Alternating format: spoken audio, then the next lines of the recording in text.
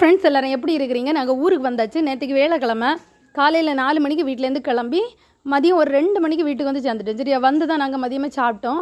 எல்லா தடவையும் வீட்டுக்கு வரும்போது ஒரு 12 மணி நேரத்துக்கு மேலே ஆயிரும். நேற்றுக்கு மட்டும் எப்படியோ கொஞ்சம் ஸ்பீடாகவே வந்துட்டோன்னு நினைக்கிறேன். சீக்கிரமாக வந்துட்டோம். சரியா நான் வந்து நேற்றுக்கு உள்ளது எதுவுமே வீடியோ எடுக்கலை.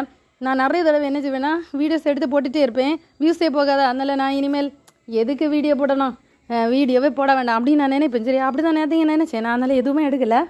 அப்புறமா திடீர்னு ஏதாவது ஒரு சப்ஸ்கிரைபர் கேட்பாங்க, ஏன் அக்கா வீடியோ போடலை அப்படின்னு நினைக்கும்போது, பரவாயில்லையே நம்ம வீடியோ பார்க்குறாங்க போல, சரி நம்ம வீடியோ போடுவோம் அப்படின்னு சொல்லி திரும்ப திரும்ப போடுவேன். அப்படி நான் நிறைய தடவை நினச்சிருக்கேன், நீ போட வேண்டாம் அப்படின்னு நினைப்பேன். அடுத்து திரும்ப என் ஃப்ரெண்ட்ஸோ யாராவது கேட்பாங்க, உடனே திரும்ப வீடியோ போடுவேன். சரி ஊருக்கு வந்தாச்சு.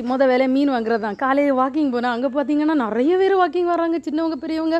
இந்த போலீஸ் செலெக்ஷனுக்குள்ள பசங்க எல்லாம் அந்த எக்ஸசைஸ் எல்லாம் பண்ணிட்டு இருந்தாங்க. சரியா அதை பார்த்துட்டு அங்கே மீன் கடையே வந்துட்டு, மீன் கடை, காய்கறி கடை, கிழங்கு கடை, எல்லா கடையும் அங்கே வந்தாச்சு.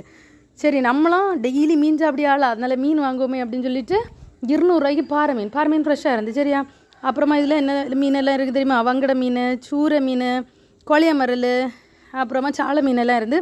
சரி இதை குழம்பு வைப்போம் அப்படின்னு சொல்லிட்டு என்னது சாலை மீன் 50 ரூபாய்க்கு பொரிக்கிறது வாங்கினோம். பார்த்தீங்களா இவ்வளோ மீன் 200 ரூபா. அங்கே எல்லாம் சென்னையிலலாம் பார்த்தீங்கன்னா கிலோ கணக்கில் தான் நமக்கு தருவாங்க. இங்கே அவங்க சும்மா கை எடுத்து கட் பண்ணி ஒரு சின்ன பீஸ் தருவாங்க. சரியா அப்புறம் என் ஹஸ்பண்டு படிக்கும்போது, காலேஜ் படிக்கும்போது லேபில் வேலை பார்த்த ஒருத்தங்க, அவங்களையும் பார்த்து அவங்கக்கிட்ட பேசிவிட்டு இந்த கத்திரிக்காய் வந்து சென்னையில் கிடைக்கவே செய்யாது, நாட்டு கத்திரிக்காய். இது 10 ரூபா தான் 3 கத்திரிக்காய். அதையும் வாங்கிட்டு நாங்கள் என்ன தெரியுமா வரும்போது நிறைய பேர் கீரை வாங்கிட்டே போனாங்க. அப்போ நான் நினச்சேன் நம்மளாம் போகும்போது கீரை வாங்கினா, எனக்கு இந்த சோப்பு கீரைனா நல்லா பிடிச்சோம்.